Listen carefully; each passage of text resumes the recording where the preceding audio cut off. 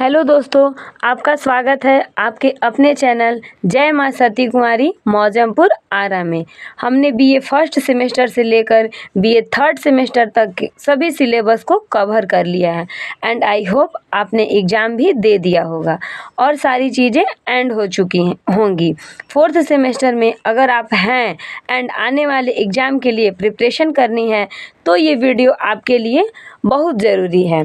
आज हम स्टार्ट कर रहे हैं आपके सामने नया सिलेबस डिस्कस कर रहे हैं एंशिएंट हिस्ट्री का नया सिलेबस। अगर हमने बीए फोर्थ सेमेस्टर में एंशिएंट हिस्ट्री ले रखी है तो हमको पढ़ना क्या है, कौन कौन सी चीज़ें हमारे सिलेबस के अंदर आएंगी, क्योंकि अगर हमको ये पता है कि हमारे सिलेबस के अंदर क्या क्या चीज़ें पढ़नी है एंड हमको पता है क्राइटेरिया कि हमारा अप्रैल मई में जा कर के एग्ज़ाम होने वाला है, तो अपने पास कुछ ही समय में टोटल 8 यूनिट कवर करना है।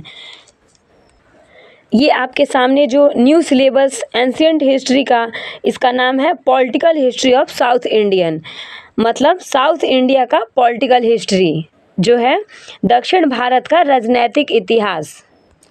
और ये राजनैतिक इतिहास प्राचीन टाइम से है, यानी 100 ईसा पूर्व से लेकर आगे आने वाले टाइम पीरियड तक है। तो पहले यूनिट में आपको पढ़ना है यूनिट फर्स्ट, प्राचीन इतिहास के अध्ययन के स्रोत। आपको क्या लगता है प्राचीन इतिहास में अध्ययन के क्या क्या स्रोत होंगे?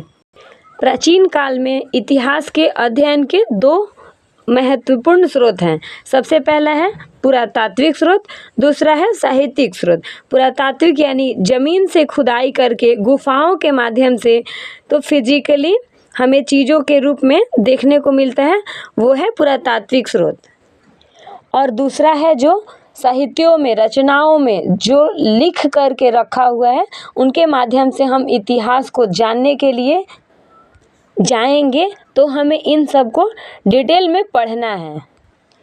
यूनिट सेकंड में संगम साहित्य में राजनैतिक संरचना पल्लव वंश, यूनिट थर्ड में राष्ट्रकूट वंश, ध्रुव गोविंद तृतीय, अमोध वर्ष, कृष्ण द्वितीय, इंद्र तृतीय, कृष्ण तृतीय, कर्क द्वितीय। फोर्थ यूनिट में वातापी के चालुक्य वंश, वेगी के चालुक्य वंश, कल्याणी के चालुक्य। 5 यूनिट में चोल वंश, चेर वंश। 6 यूनिट में कादम्ब वंश वनमाशी का, तालकंड का गंगा वंश, मदुरा का पांड्य वंश।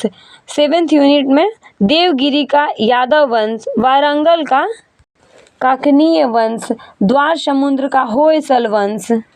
यूनिट 8 दक्षिण पूर्व एशिया का सिलोन वंश, वर्मा, माल्या और सुमात्रा में भारतीय संस्कृति में प्रसार।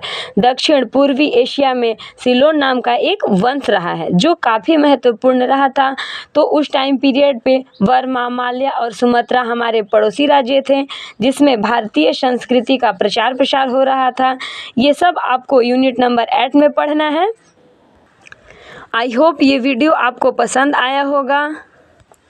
अगर पहली बार चैनल पे आए हैं तो आप चैनल सब्सक्राइब कर लीजिएगा, बेल आइकन जरूर हिट कर लीजिएगा। मिलते हैं आपसे अगले वीडियो में, तब तक के लिए जय माता जी, प्रणाम।